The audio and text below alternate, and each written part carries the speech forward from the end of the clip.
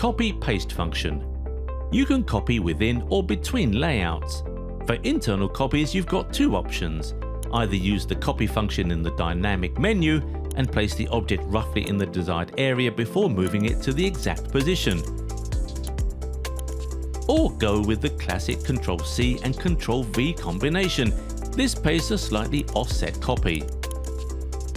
Need to transfer objects between layouts? Make sure to have both layouts open.